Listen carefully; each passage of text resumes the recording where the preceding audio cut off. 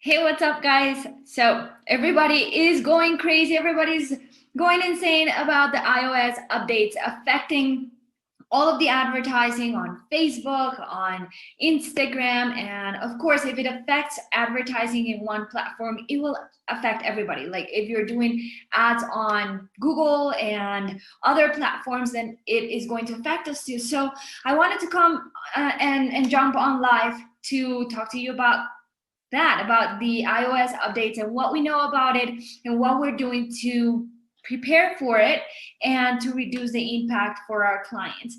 So what is going on? Apple started saying that they were going to roll out a new update where they are going to ask people when they go to an app, for example, they're going to ask them like, hey, is it okay if this app tracks your data, right? So most people are going to say no. Like, why are they doing that? If you don't know, on our phones, on our computer, we are constantly being tracked. Not like they're seeing our conversations and anything like that, but they're tracking everything we do so that people can advertise according to what you like. So, for example, if you've ever had this experience that you go to a page and you look for, let's say, a water bottle, right? And you look at it and you don't buy it, then you start seeing this water bottle everywhere. You start seeing ads, you start seeing it on Google, on other pages, like you're playing Candy Crush and boom, there's the water bottle.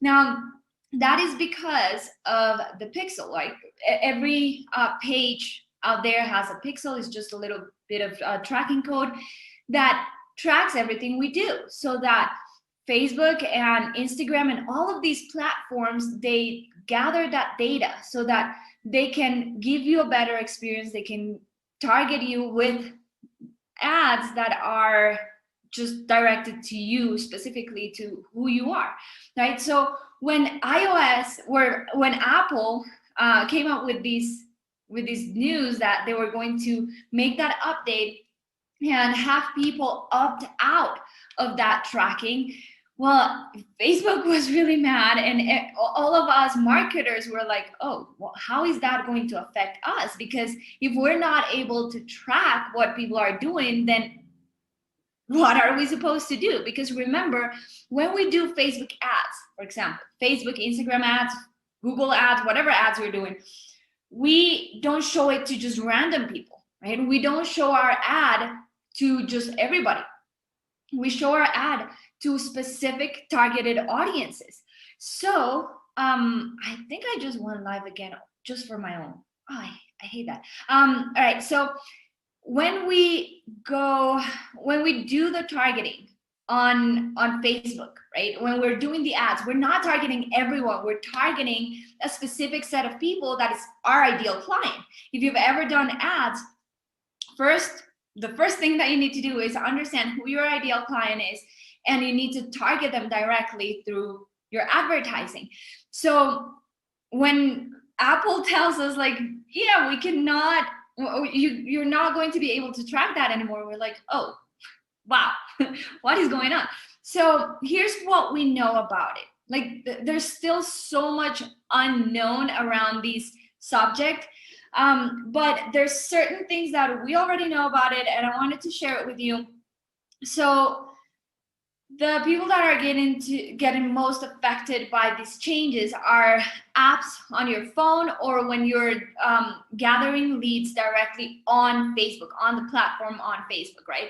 But for example, the way that we do marketing is we have an ad on Facebook, and then from that ad we go out to a ClickFunnels page or a lead pages page. So it's an external page that, yes, it has a pixel, but since it's an external page, we believe it's not going to get affected by these changes. Now, there are a few things that will affect if you're running traffic to an external page.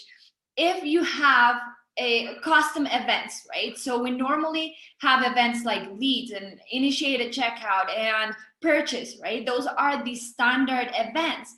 Now, we used to be able to use custom events. So for example, if you had a lead magnet for a dog walking guide, right? So when you go to the opt-in, you have your page view event, right? And then when you go to the thank you page, you used to have, or you normally have the lead event.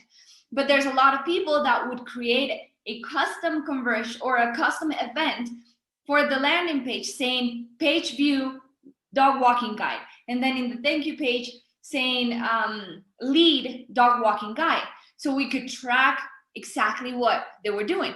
Now, this is something that you need to stop doing right now, because one of the changes that iOS did was that they're limiting the number of events that you can put to only 8.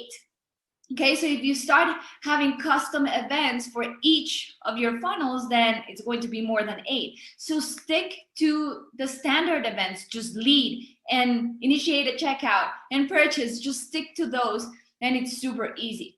Right? So that's the first thing that we're doing. We're just sticking to the standard events, no custom events anymore, because they're limiting to 8 events, right? So that's the first thing that we're doing.